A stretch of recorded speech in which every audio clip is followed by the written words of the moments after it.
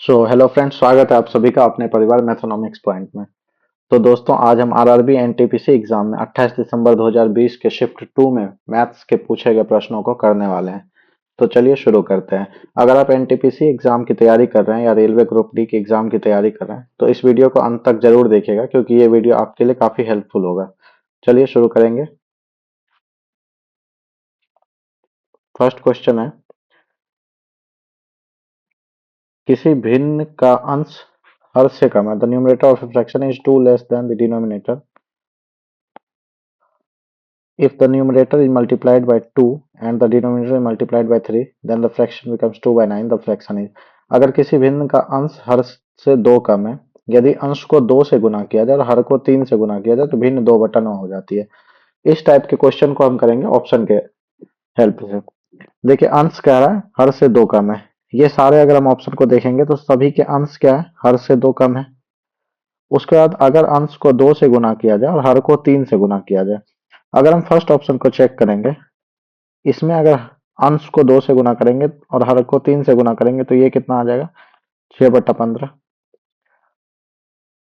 और दूसरा कितना आ जाएगा, 14/27। फिर तीसरा आ जाएगा 2/9। और चौथा आ जाएगा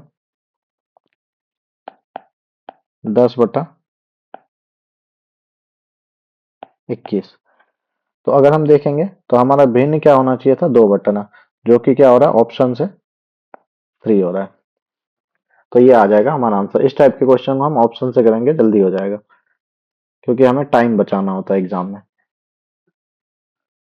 अगला है, प्रथम 8 मिश्र प्राकृत संख्याओं के माध्य और प्रथम 8 अभाज्य संख्याओं के माध्य के बीच अंतर है। मिश्र प्राकृत संख्या यानी कंपोजिट नेचुरल नंबर ऐसे नंबर्स को बोलते हैं जिसके कम से कम 3 फैक्टर्स होते हैं।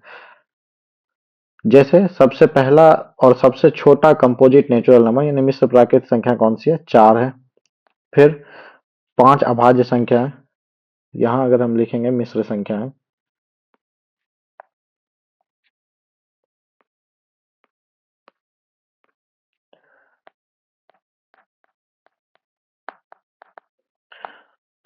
4 है, फिर 5 नहीं होगा, 6, फिर 7 नहीं, 8, फिर 9, 10, 11 नहीं, 12, 13 नहीं, 14, और कितने लेने, 8। 2 2 4 2 6 1 7, और क्या हो जाएगा, 14 के बाद 15। उसके बाद अभाज्य संख्या अगर देखेंगे तो ये होता है, सभी जानते हैं, 2, 3, 5, 7, फिर 11, फिर 13, फिर 17, कितने हो जाएंगे, 3 2 5 1 6 1 7, उसके बाद 19। अब कह रहा है इनके माध्य के बीच अंतर है। माध्य मैंने पहले बताया था, माध्य मतलब क्या होता है, औसत, यानी सबका एवरेज कह रहा है, निकाल करके और दोनों के बीच डिफरेंस कितना होगा। तो अगर हम इसको जोड़ेंगे तो ये आ जाएगा 6 4 10 8 18 9 27 10 37 12 49, 49 और 14 आ जाएगा 49 10 59 4 63, 63 10 73 5 78, यानी 78/8 संख्याएं थी, माइनस इसको अगर जोड़ेंगे 3 2 5 5 10 7 17 11 28 13 41, 41 17 58, 58 19 आ जाएगा 77/8। ये अगर देखेंगे तो ये कितना आ जाएगा, 1/8। तो ये आ जाएगा आंसर। कह रहा है A number was increased by 40% and thereafter decreased by 40%, the net change in the number. यानी कह रहा है पहले तो संख्या में 40% की वृद्धि करी गई, उसके बाद फिर 40% कम किया गया। तो कह रहा है संख्या में शुद्ध परिवर्तन क्या होगा। तो इस टाइप के क्वेश्चन को हम करेंगे सक्सेसिव के तरीका से, यानी +40 -40, फिर क्या हो जाएगा, -40 गुना 40 बटा 100, यानी ये क्या हो जाएगा, 0। यहां हम देखेंगे तो -16%। तो ये आ जाएगा 16% डिक्रीज।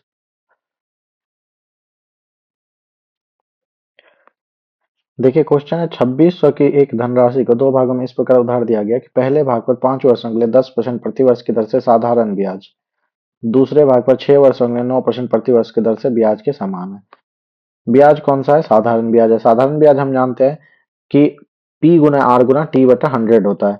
यानी अगर 2600 रुपए इसको दो भागों में बांटा गया, एक भाग अगर A है और दूसरा भाग अगर B है, तो कह रहा है ए पर 5 वर्षों के लिए 10% का जो ब्याज है साधारण ब्याज है, यानी ए गुना 5 गुना 10 यानी 50% बराबर कितने के बराबर है ये? बी गुना 6 गुना 9% यानी 9 6 के 54%। अगर हम यहां से देखेंगे ए रेशियो बी की वैल्यू कितनी आ जाएगी, तो 54/50 यानी ये आ जाएगा 27/25। अगर हम इसको देखेंगे, यहां से अगर देखेंगे तो 27 और 25 यानी ये कितना है? 52। 52 यूनिट की वैल्यू कितनी थी? ये था टोटल प्रिंसिपल हमारा 2600। हमें किसकी वैल्यू पूछी जा रही है? 10% पर उधार दिया गया, यानी हमें ए की वैल्यू पूछी जा रही है, यानी 27 की वैल्यू निकालनी है। यहां से अगर हम देखेंगे एक यूनिट की वैल्यू कितनी आ जाएगी? 2600/52 यानी 50। अगर हम 27 यूनिट की वैल्यू निकालेंगे तो 27 गुना 50 यानी 27 पंचे 135 यानी 1350 रुपए। तो ये आ जाएगा आंसर। देख क्वेश्चन कह रहा हुआ सबसे छोटी संख्या जैसे पूर्ण वर्ग बनाने के लिए 4 अंकों की सबसे छोटी संख्या हमें से घटाया जाना चाहिए, वो है। सबसे पहले हम सोचेंगे अपने मन में 4 अंकों की सबसे छोटी संख्या क्या है? 1000। और यहाँ पे सबसे छोटी संख्या घटाई जानी चाहिए, यानी सबसे पहले हम 24 घटाएंगे। अगर हम इसको देखेंगे कैलकुलेट करेंगे तो 6 4 10, और फिर यहाँ पे कितना आ जाएगा? ये 9 आएगा। 976 हम देखेंगे तो एक परफेक्ट स्क्वायर नहीं है। अगर हम 39 घटाते हैं तो ये कितना आ जाएगा संख्या? 9 1 10, फिर 6 आ जाएगा, उसके बाद 9 आएगा, जो किसका स्क्वायर होता है? 30 का स्क्वायर 900 और 31 का स्क्वायर 961। ये आपको थोड़ा ध्यान रखना है। तो यानी ये क्या है? परफेक्ट स्क्वायर है। तो इसका आंसर क्या आ जाएगा? 39। मैं इसको प्रोसेस से बता देता हूँ। अगर कभी इनकेस क्वेश्चन में 6 अंकों की संख्या आ गई या 5 अंकों की संख्या आ गई तो हम याद तो नहीं कर पा सकते हैं इतने लंबे लंबे स्क्वायर रूट को, तो इसलिए हम क्या करते हैं, प्रोसेस से भी सीख लेते हैं। 4 अंकों की सबसे छोटी संख्या ये होगी, इसका हम वर्गमूल निकालते हैं, स्क्वायर रूट निकालते हैं। तो ये 3 से लगाएंगे 9 होगा, फिर 100 आएगा, यहाँ पे 6 आ जाएगा, 61 आएगा, ये आ जाएगा 39। तो ये जो संख्या बच जाती है लास्ट में, यही हमारा होता है वो सबसे छोटी संख्या, जो इसमें से घटाएंगे तो ये स्क्वायर रूट बन जाएगा, क्योंकि इसके वजह से क्या था, ये पूर्ण रूप से वर्गमूल नहीं था। तो इसलिए ये आ जाएगा हमारा आंसर। नेक्स्ट देखेंगे, यदि x समीकरण एक्स स्क्वायर माइनस 2x+1 बराबर 0 को संतुष्ट करता है तो x³ - 1/x³ का मान क्या होगा? ये हम अगर देखेंगे तो A square -2ab plus B square के फॉर्म में है। यानी इसको हम क्या लिख सकते हैं? x-1 का होल स्क्वायर बराबर 0। यानी x की वैल्यू क्या आ जाएगी यहाँ से? 1। अगर हम यहाँ रखेंगे तो ये आ जाएगा 1 - 1 बराबर 0। ये आ जाएगा आंसर।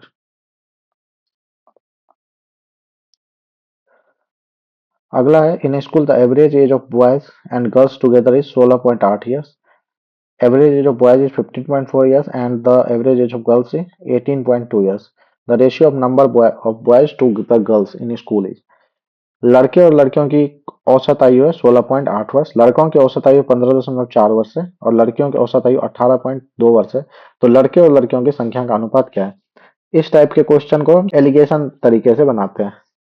एलिगेशन में क्या करते हैं, अगर इस साइड लिख देते हैं बॉयज, इस साइड लिख देते हैं गर्ल्स। जो लड़कों की औसत आयु है कितनी दी हुई है? 15.4 ईयर्स, और लड़कियों की औसत आयु कितनी दी हुई है? 18.2। और जब हम इन दोनों को मिला रहे हैं तो एवरेज आयु कितनी दी हुई है? ये हमारा दिया हुआ है 16.8 वर्ष। हम जानते हैं जब एलिगेशन करते हैं तो घटाते हैं, इसमें से अगर घटाएंगे तो 16 1 17 और 8 4 12 यानी 1.4। अगर हम इसमें से घटाएंगे 16.8 में से 15.4 को, तो ये आ जाएगा 4.1। यानी ये क्या आ जाएगा? 1:1। ये आ जाएगा हमारा आंसर। अगला क्वेश्चन है P square plus Q square minus R square बराबर zero, then the value of P to the power six plus Q to the power six minus R to the power six divided by P square Q square into R square. अगर हम इसको सही से देखें तो ये हमें कैसा लग रहा है फॉर्म में, A plus B plus C बराबर जीरो होता है, then A cube plus B cube plus C cube बराबर 3abc। ये अलजेब्रा का एक रिजल्ट है जो हमें अपने दिमाग में बिठा के रखना है। अगर हम पी स्क्वायर को ए मान ले, क्यू स्क्वायर को बी मान ले और माइनस आर स्क्वायर को सी मान ले, और ये A plus B plus C बराबर जीरो है, then A cube means P square to the power cube यानी P to the power six plus Q to the power six minus R to the power six बराबर क्या आ जाएगा यहाँ पे -3abc। क्यों? क्योंकि सी की जगह क्या था, माइनस आर हमने लिया था, तो -3 P square Q square R square upon P square Q square R square. अगर इससे इसको काटते हैं तो ये आ जाएगा आंसर।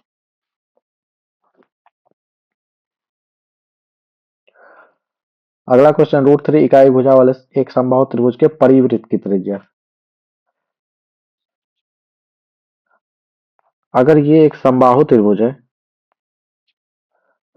तो परिवृत्त हम इसको बोलते हैं,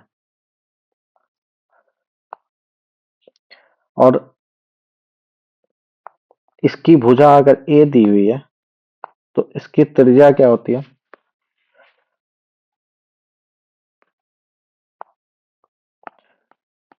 परिवृत्त की त्रिज्या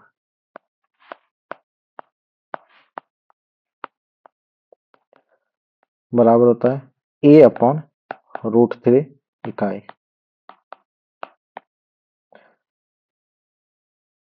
यहां पे पूछ रहा था √3 इकाई भुजा वाले एक समबाहु त्रिभुज के परिवृत्त की त्रिज्या क्या होगी।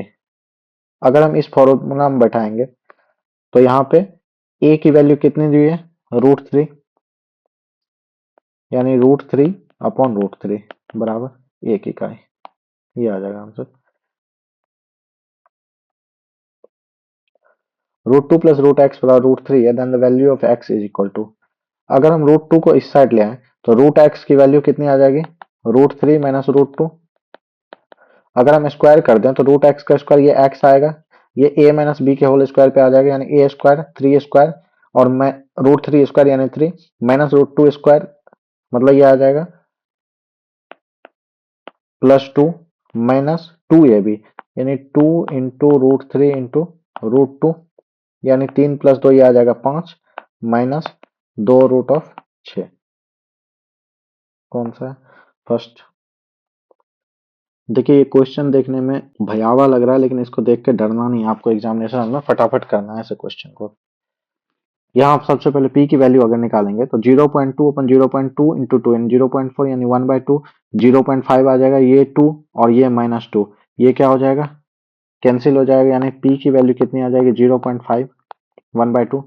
फिर q की वैल्यू अगर देखते हैं तो 2 माइनस 0.2 अपॉन 0.2 इंटू टू यानी 0.4 आ जाएगा, 0.2 बटा 0.4 यानी 1/2, 0.5 और 2 माइनस 1/2 इंटू टू यानी ये आ जाएगा 1 और 1 माइनस 0.5 यानी ये कितना आ जाएगा 0.5। अब हमसे पूछा जा रहा है p बटा q का मान, यानी ये कितना आ जाएगा 0.5 बटा 0.5 यानी ये आ जाएगा 1। Given below is the marks obtained by 20 students in mathematics out of 30 marks, then 2 into median minus mode of the data, यानी आंकड़ों का 2 गुना माध्यक और माइनस मोड यानी बहुलक ज्ञात करना है। हम माध्यिका निकालने के लिए सबसे पहले संख्याओं को इंक्रीजिंग ऑर्डर में सजाते हैं, यानी बढ़ते क्रम में। सबसे छोटा इसमें कौन सा है, 7 है, 7 हम देख लेंगे केवल एक बार है, उसके बाद 9 है, फिर 12 है, 1 2 3 और कहीं नहीं है तो 3 बार लिखेंगे 12, फिर 13 है, 1 2, उसके बाद 14 है, 1 2 3 4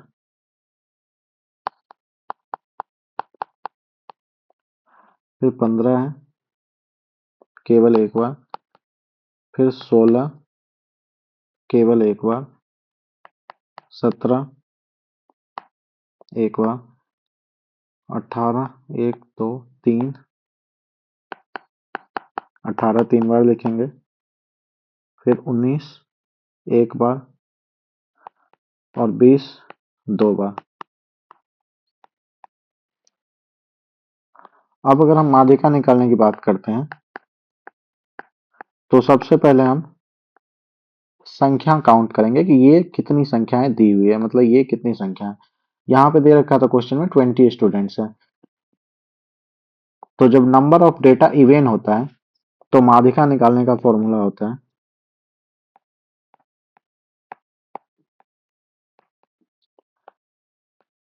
n बटे 2th टर्म यानी n बटे दोवां पद प्लस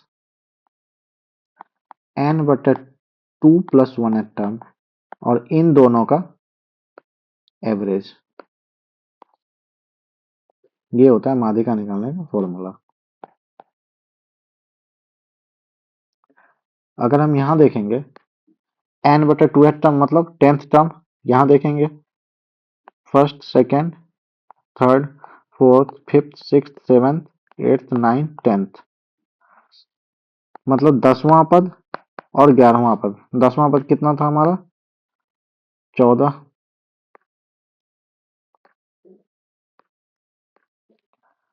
और 11वां पद भी है हमारा 14 बट्टा 2, यानी ये कितना आ जाएगा 14। और अगर हम बहुलक की बात करते हैं तो बहुलक मैंने पहले बताया था इससे पिछली वाले वीडियोस में कि बहुलक वैसी संख्या होती है जो सबसे अधिक बार आती है, यानी जिसकी बारंबारता सबसे अधिक होती है। अगर हम यहां देखेंगे तो 14 कितनी बार आ रही है 1 2 3 4, और 18 तीन बार है। इसके अलावा कोई भी संख्या इससे कम आ रही है, यानी हमारा बहुलक क्या हो जाएगा, ये आ जाएगा 14। यानी 2 गुना माध्यक माइनस बहुलक अगर पूछ रहा है तो 2 गुना 14 माइनस 14, यानी ये कितना आ जाएगा 28 में से 14 गया तो 14। अगला क्वेश्चन है अगर under root 19 minus X root 12 बराबर रूट 4 माइनस रूट 3 है तो एक्स का मान क्या है। हमसे एक्स की वैल्यू पूछी जा रही है। यहाँ अगर हम स्क्वायरिंग कर देते हैं तो 19 माइनस एक्स रूट 12 बराबर ये कितना आ जाएगा रूट 4 माइनस रूट 3 का स्क्वायर, यानी 4 और 3 7 माइनस 2 रूट ऑफ 12। यहां से अगर हम देखेंगे तो 19 में से 7 जाएगा तो ये आ जाएगा 12, ये 19 माइनस 7 12, ये माइनस 2 रूट 12 इधर आ जाएगा प्लस 2 रूट 12 बराबर ये आ जाएगा एक्स रूट ऑफ 12। अगर हम इसको देखेंगे रूट 12 से अगर डिवाइड करेंगे तो ये कितना आ जाएगा रूट 12 प्लस 2 बराबर एक्स, यानी एक्स की वैल्यू कितनी आ जाएगी रूट 12 को हम क्या लिख सकते हैं 2 रूट ऑफ 3, यानी 2 प्लस 2 रूट ऑफ 3, ये आ जाएगा हमारा आंसर।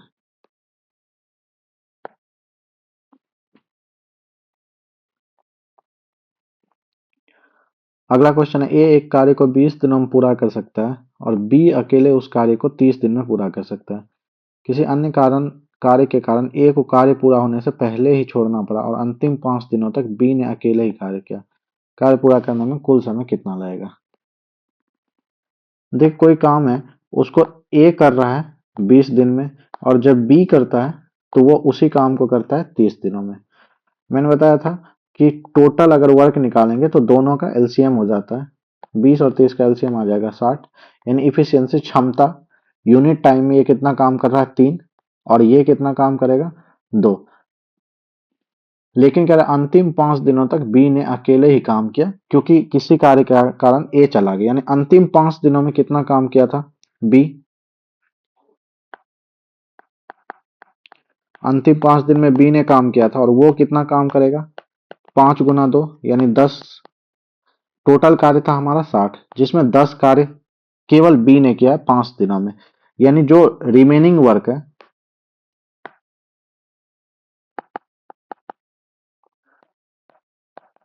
ये कितना 60 में से 10 चला जाएगा 50, और इसको दोनों मिलके पूरा कर रहा है यानी 50/5, यानी ये कितना टाइम लगा रहा है 10 डेज, और यहाँ पे कितना था 5 डेज।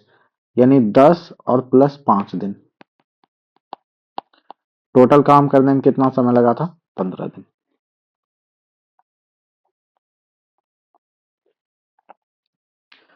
अगर cos 2 थीटा और sin थीटा है और थीटा 0 और 90 डिग्री के बीच है तो थीटा की वैल्यू क्या होगी?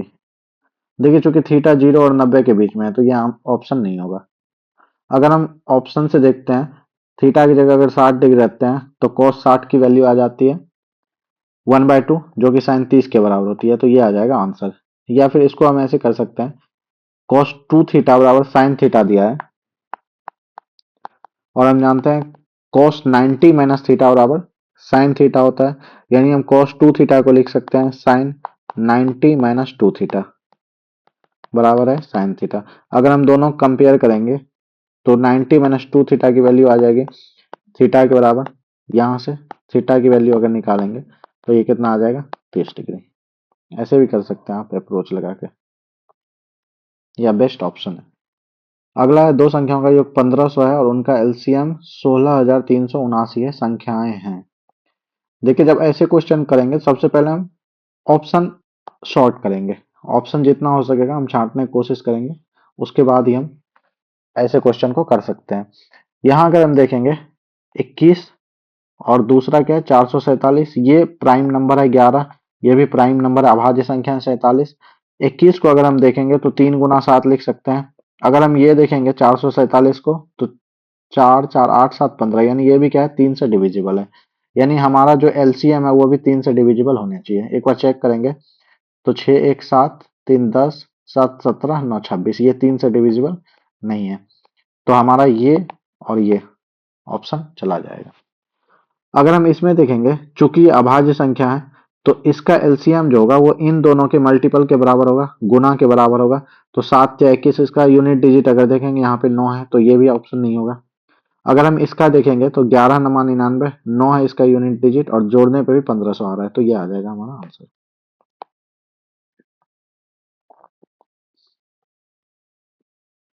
इसको हल करना है, यहाँ हम देखेंगे तो 1/2 इंटू 1/3 1/6 प्लस 5/6, यानी 1 प्लस 5 6/6 की वैल्यू आ जाएगी 1, और 3/4 इंटू 1 यानी 3/4 आ जाएगा। यहाँ से अगर हम देखें तो गए तो 1/2 इंटू 2/3 ये आ जाएगा 1/3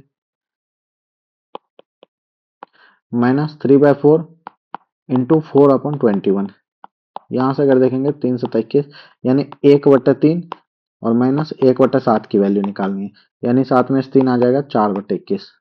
यहाँ से भी देख सकते हैं 3 से 21, तो ऑप्शन शॉर्ट कर सकते हैं, इतना करने की जरूरत नहीं है। एबीसी एक समबाहु त्रिभुज है, पी क्यू और आर क्रमशः भुजाओं ए बी बी सी और ए सी के मध्य बिंदु है। त्रिभुज के भुजा की लंबाई 4 सेंटीमीटर है, तो पी क्यू और आर का क्षेत्रफल क्या होगा? अगर ये एक समबाहु त्रिभुज है जिसमें पी क्यू और आर क्या है, इनके मिड पॉइंट है। ए बी का मिड पॉइंट क्या है? पी। बी सी का मिड पॉइंट है क्यू और ए सी का मिड पॉइंट है, मध्य बिंदु है आर। तो त्रिभुज पी क्यू और आर का, यानी पी से आर को इसको अगर मिला देंगे तो हमें इसका क्षेत्रफल निकालना है।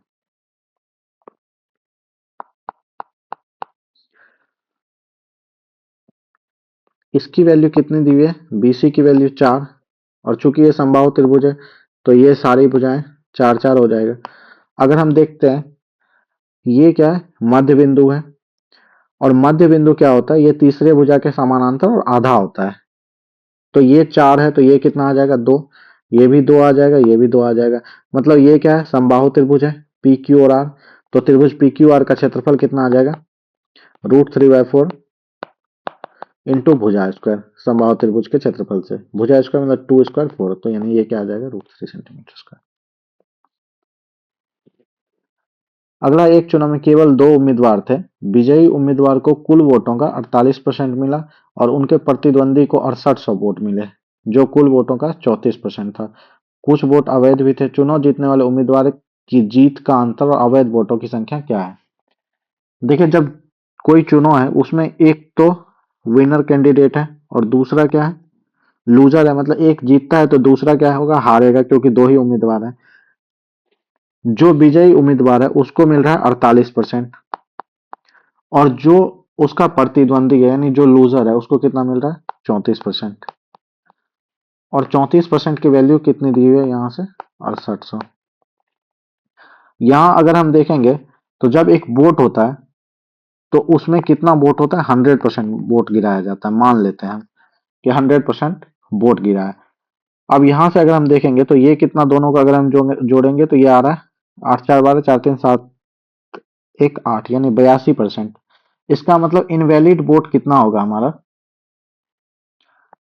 क्योंकि टोटल वोट था 100%, इसका मतलब इनवैलिड कितना है तो 100 माइनस 82%, जो इन दोनों का जोड़ है 82%, तो यानी इनवैलिड कितना 18%। अब यहां से देखेंगे 34% की वैल्यू 6800 है तो 18% की वैल्यू कितनी आ जाएगी 3600। हमसे पूछ रहा था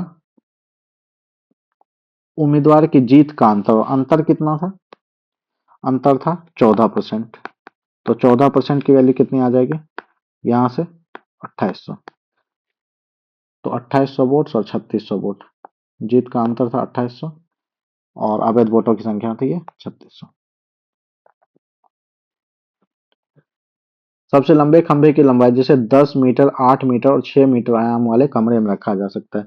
अगर कोई कमरा है मतलब वो किस आकार में होगा, घनाभ आकार में, घनाभ के आकार में, तो वो सबसे बड़े छड़ की लंबाई जो इसमें रखी जा सकेगी वो उसके विकर्ण की लंबाई होगी। मतलब डायगोनली उसको अगर किसी भी छड़ को रखा जाएगा तो उस रूम में सबसे बड़ा से बड़ा छड़ रखा जा सकता है। और डायगोनल क्या होता है, अंडर रूट लंबाई स्क्वायर प्लस चौड़ाई स्क्वायर प्लस ऊंचाई स्क्वायर।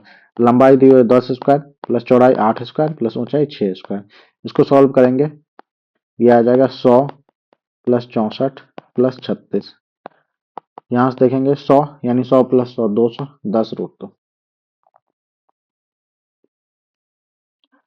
डीआई का क्वेश्चन है निम्न तालिका फरवरी 18 के 4 सप्ताहों के लिए वायु गुणवत्ता सूचकांक पीएम 2.5 दिखाती है। फरवरी के महीने में कलकत्ता और दिल्ली में AQI के औसत में क्या अंतर है। यहां से अगर हम इसको जोड़ेंगे तो ये आ जाएगा 6 8 6 14 4 18 2 20 0 8 तो 10 7 17 7 24 4 हासिल 2 3 2 5 2 7 2 9 1 10 यानी ये आ रहा है टोटल। यहां से अगर हम देखेंगे 8 6 14 6 20 6 26 6 2 4 तिया 12 3 15 2 17 7 हासिल 1 फिर 2 चौका 8 1 9। इसमें पूछ रहा था औसत के बीच क्या अंतर है। अगर हम सबसे पहले अंतर निकाल देंगे और औसत निकाल देंगे तो बात एक ही है, या फिर पहले हम औसत निकालें फिर डिफरेंस निकाल लेते हैं। यहां से अगर हम देखेंगे तो 6 4 10 यूनिट डिजिट 4 और कितने हैं डेटा 4 है। यानी अगर हम देखेंगे तो हमारा या तो 4 आएगा या 6 आएगा, क्योंकि 4 6 24 यानी ये ऑप्शन और ये ऑप्शन कट जाएगा। अब हम आगे कर सकते हैं, यहाँ था 6 यहाँ 3 आ गया तो 7 6 13, तो ये आ जाएगा हमारा 16 ऑप्शन 3।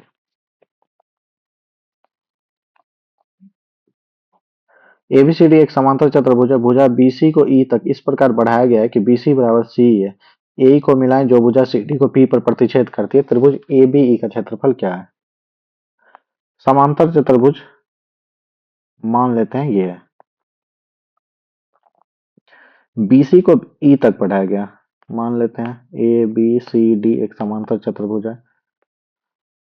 अब इसको ई तक इस प्रकार बढ़ाया गया है कि BC बराबर सी, यानी इसकी जिसकी लंबाई जितनी लंबाई है उतनी ही लंबाई इसकी भी है। और AE को कह रहा है मिला देते हैं जो भुजा CD को P पर प्रतिच्छेद करती है। यहाँ P पॉइंट मान लेते हैं। तो त्रिभुज ABE का क्षेत्रफल क्या होगा। ऑप्शन में दिया है या तो पैरेललोग्राम के एरिया से छोटा होगा, या 1/2 ऑफ एरिया ऑफ पैरेललोग्राम होगा, या 1/3 होगा, या बराबर होगा। हम जानते हैं कि समांतर चतुर्भुज का क्षेत्रफल क्या होता है, आधार गुना शीर्षलंब,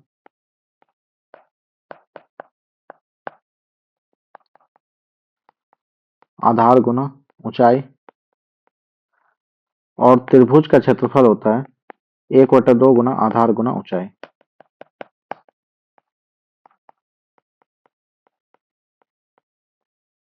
अगर हम इसको बेस मान लेते हैं और ये अगर यहां से यहां एक लाइन ड्रॉ करते हैं और ये अगर हाइट मान लेते हैं तो इसका क्षेत्रफल क्या होगा?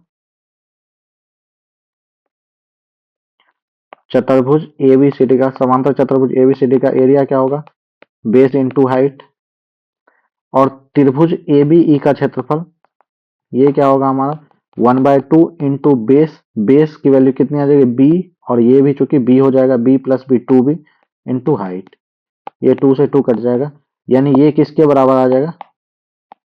Area of quadrilateral ABCD. कौन सा ऑप्शन है ये? देखिए क्वेश्चन कर एक व्यक्ति ने अपनी पूंजी का 1/2 भाग 5% पर, 1/3 भाग 8% ब्याज पर और शेष 10% वार्षिक ब्याज दर पर निवेश किया। 3 निवेश में उसकी कुल आय 1 वर्ष में 820 रुपए है। निवेश की गई कुल पूंजी 1/2 1/3 है। तो सबसे पहले हम ऐसे क्वेश्चन को मैंने बताया था इंटीजर में कन्वर्ट करेंगे, तो 2 और 3 का एलसीएम लेंगे तो 6 आ जाएगा। यहाँ पर 1/2 भाग यानी 6 का 1/2 3, फिर 1/3 भाग है यानी 2 और रिमेनिंग भाग है 1। ये था 5% पर, 1/3 भाग था 8% पर और शेष भाग था 10% पर। एक वर्ष में कुल आय यानी 3 × 15% आ जाएगा, ये आ जाएगा 16%, ये आ जाएगा 10%। इससे कुल आय कितनी थी? 820 रुपए के बराबर। यहाँ से अगर हम देखेंगे 16, 15, 31, 10, 41% की वैल्यू आ जाएगी 820 रुपए। हमें 6 यूनिट की वैल्यू निकालनी है, तो 1 यूनिट की वैल्यू कितनी आ जाएगी? 820 बटा 41 गुना 100 यानी 20, 2000 और 2000 गुना 6 तो ये आ जाएगा 12,000।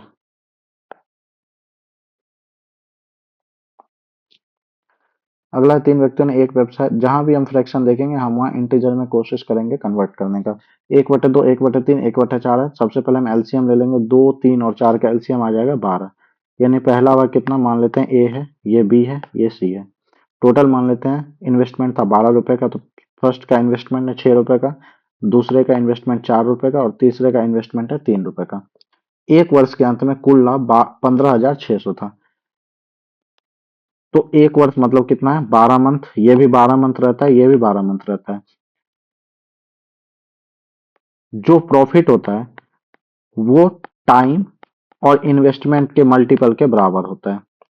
और इसको हम क्या करते हैं? रेशियो में करते हैं सबसे पहले। तो अगर हम रेशियो में करेंगे 6 4 3, यहां से आ जाएगा 12 12 12 का रेशियो, ये सारे कट जाएंगे। यानी जो प्रॉफिट होगा उसका वो आएगा 6 4 और 3 के रेशियो में। अब अगर देखेंगे यहां से तो 13 यूनिट की वैल्यू कितनी दी हुई है? 15,600। लाभ में प्राप्त सबसे बड़ा हिस्सा क्या होगा? सबसे बड़ा हिस्सा यानी 6 यूनिट की वैल्यू निकालनी है। 1 यूनिट की वैल्यू आ जाएगी 1200, तो 6 यूनिट की वैल्यू आ जाएगी 7200।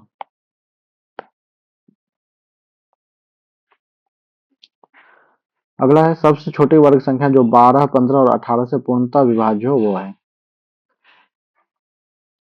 एक तो हम ऑप्शन कर सकते हैं, सबसे छोटी वर्ग संख्या है तो सारे इसमें क्या दे रखे हैं? वर्ग दे रखे हैं।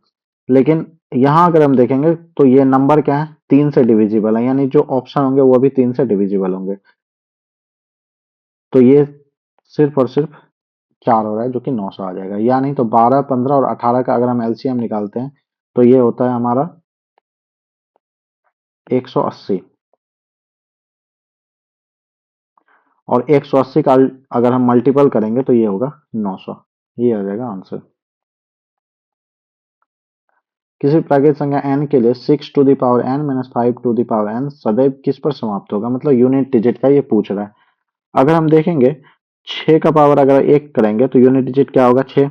अगर 2 करेंगे तो फिर भी क्या आएगा? 36, यानी यूनिट डिजिट 6 आएगा। फिर 3 करेंगे 216 आएगा, ये भी 6। यानी कितना भी कर दें हम, हमारा क्या आएगा? Unit digit 6। सिमिलरली अगर 5⁻1 करें यूनिट डिजिट आएगा 5, स्क्वायर करेंगे यूनिट डिजिट आएगा 5, क्यूब करेंगे फिर भी यूनिट डिजिट आएगा 5। सिमिलरली अगर 5⁻n करेंगे तो ये आएगा यूनिट डिजिट 5। यानी 6⁻n की यूनिट डिजिट 6, 5⁻n की यूनिट डिजिट 5, 6 - 5 ये आ जाएगा 1। अगला ए और बी द्वारा कार्य करने की क्षमता का अनुपात 3:4 है। यदि ए कार्य को समाप्त करने में 12 दिन लगता है तो बी द्वारा उसी कार्य को समाप्त करने में कितना समय लगेगा। ए और बी है, क्षमता है 3:4 और ए को उस कार्य को करने में 12 दिन समय लगता है। यानी टोटल अगर वर्क निकालेंगे तो कितना आ जाएगा, 12 गुना एफिशिएंसी 3 यानी 36। तो बी को कितना टाइम लगेगा, 36/4, तो ये आ जाएगा आंसर 9 डेज। ए एक कार्य को 12 दिनों में पूरा कर सकता है। बी ए से 20% कम कुशल है। कार्य को पूरा करने में कितना दिन समय लगेगा। 20% की वैल्यू 1/5, यानी यहां अगर देखेंगे ए है ये बी है। इफिशियंसी अगर देखेंगे तो अगर ए की इफिशियंसी 5 है, ये क्या है, इससे 20% कम कुशल है, यानी 5 से एक कम है, यानी ये क्या है 4 है। और ए कितने दिन में काम पूरा करता है, 12 दिन में। यानी टोटल काम कितना है, तो 5 गुना 12 यानी 60 यूनिट। अब कह रहा है बी ए से 20% कम कुशल है। The number of days it will take for complete the work, यानी बी कितना समय लेगा, तो 60/4 यानी 15 डेज।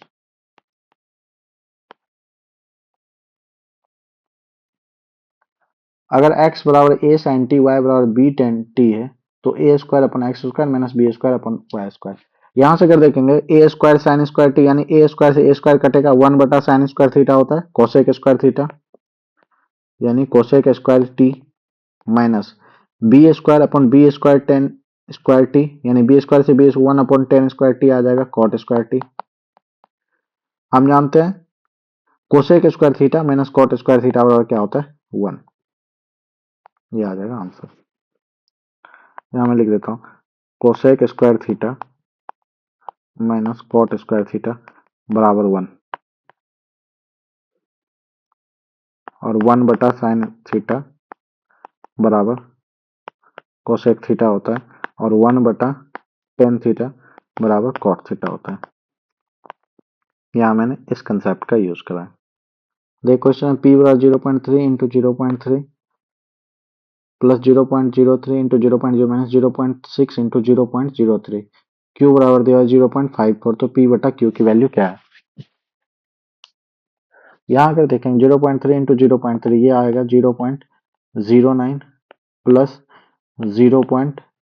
ये 2 डिजिट ये 2 डिजिट यानी 4 अंक, तो ये आ जाएगा 9 माइनस ये 2 डिजिट ये 1 डिजिट यानी 3 अंक, तो 0.018। अगर हम इसको सॉल्व करेंगे, यहाँ पे 4 है, इसको भी 4 बना लेंगे, इसको भी 4 बना लेंगे। अब अगर देखेंगे तो ये आ जाएगा 0.09 फिर 09 माइनस 0.0180, ये कितना आ जाएगा 0, फिर 10 में से 8 गया तो 2, यहाँ 8 में से 1 जाएगा तो 7 पॉइंट, ये आएगा 0। अब P बटा Q की वैल्यू पूछ रही है। P की वैल्यू 0.0729 अपॉन 0.54। यहाँ से अगर हम देखेंगे तो ये आ जाएगा 9 से कट जाएगा 81,729 6, यहाँ और काटेंगे 3 से, यानी ये कितना आ जाएगा 27/2 यानी 13.5, और नीचे में 2 जीरो है, यानी ये क्या होगा 2 अंक के बाद आ जाएगा, यानी 0.135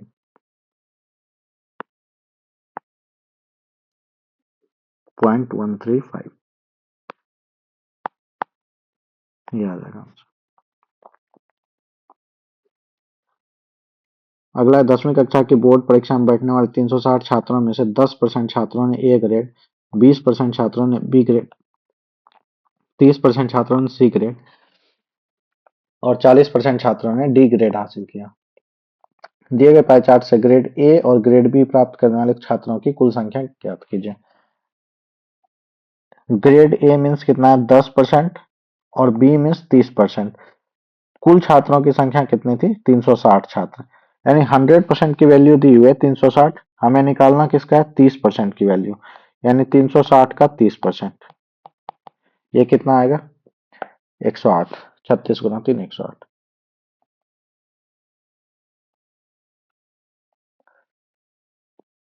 अगला क्वेश्चन, 2001 में कंपनी ए द्वारा अर्जित राजस्व 6300 करोड़ है,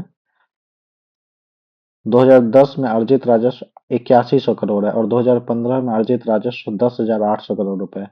1 से 10 के बीच और 10 से 15 के बीच राजस्व में वृद्धि का अनुपात क्या है? 1 से 10 के बीच राजस्व में कितना वृद्धि हुआ है? 6300 से हो गया था 8100, यानी कितना इंक्रीज हुआ था? 1800।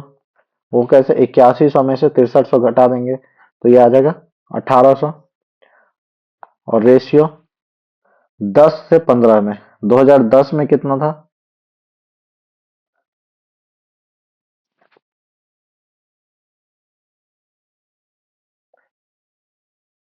2010 में था 8100 और 2015 में था 10,800, यानी अगर हम इसको कैलकुलेट करेंगे तो ये आ जाएगा 7 1 8 8 तो 10 यानी 2700। यहाँ अगर देखेंगे तो ये आ जाएगा 2:3।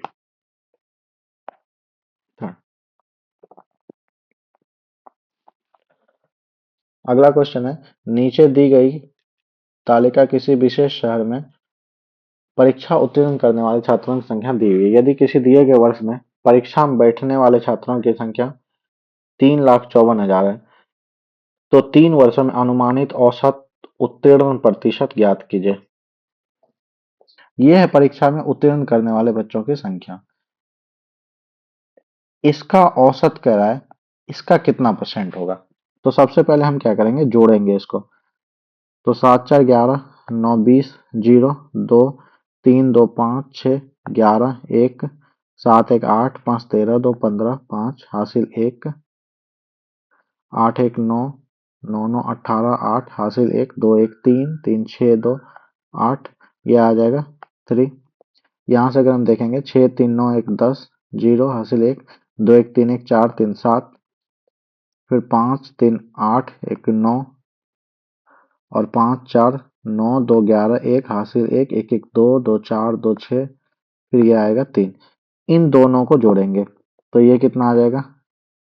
0, फिर 7 1 8, उसके बाद 9 5 14, 4 हासिल 1, फिर 8 1 9 1 10, 0 हासिल 1, फिर 6 1 7 8 15, 5 हासिल 1 और 3 1 4 3 7, यानी 75 0 48। इसका एवरेज निकालना है तो बट्टा 3 करेंगे, यानी ये कितना आ जाएगा? यहाँ से अगर देखेंगे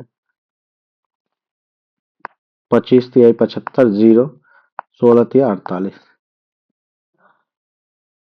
ये कह रहा है बैठने वाले छात्रों की संख्या इतना है, तो 3 वर्षों में अनुमानित औसत उत्तीर्ण प्रतिशत, ये क्या थे? पास्ट स्टूडेंट थे। और टोटल छात्रों की संख्या कितनी थी? 3,54,000, यानी अगर परसेंटेज पूछ रहा है तो ये कितना आएगा? 3,54,000 गुना 100, ये आएगा हमारा परसेंटेज। इससे ये कट जाएगा, इससे ये कट जाएगा, इससे ये कट जाएगा। इसको अगर सिंप्लीफाई करेंगे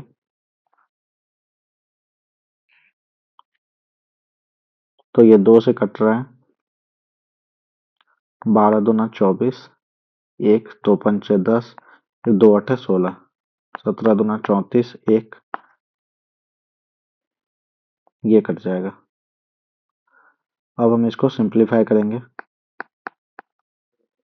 ये और तो नहीं कटेगा कैसे? 2 1 3 5 8 8 16, 3 से नहीं कटेगा। इसको हम सिंप्लीफाई डिवाइड कर लेंगे बेसिक तरीके से। 170 भागा 125 0 8। यहाँ अगर हम देखेंगे 117 17 19 से 17 8 136, तो 7 7 49 का 9 हासिल 4, 7 7 49 4 7 7 49 4 53 3 हासिल 5, 7 का 7 5 12, यानी 1239, ये आ जाएगा 118। यह हम जीरो देंगे 70 पॉइंट समथिंग आएगा, यानी अराउंड कितना आ जाएगा? 71% के, ये आ जाएगा आंसर। तो बस आज के लिए इतना ही। अगर आपको किसी भी क्वेश्चन या कंसेप्ट में कोई भी डाउट हो तो कमेंट के माध्यम से हमें जरूर बताइएगा, अगले वीडियो में मैं उसे क्लियर करूंगा। और अगर आपको ये वीडियो पसंद आया हो तो लाइक जरूर करिएगा, अपने अधिक से अधिक मित्रगणों तक इस वीडियो को शेयर करिएगा। ताकि अगर वो भी एग्जाम की तैयारी कर रहे हो तो उन्हें भी ये मदद मिले। अगर आपने अभी तक हमारे चैनल को सब्सक्राइब नहीं किया है तो जल्दी सब्सक्राइब कीजिए ताकि आपको नेक्स्ट हेल्पफुल वीडियो तुरंत मिल सके। मिलते हैं फिर अगली वीडियो में, तब तक के लिए प्रैक्टिस करते रहिए, तैयारी करते रहिए। धन्यवाद।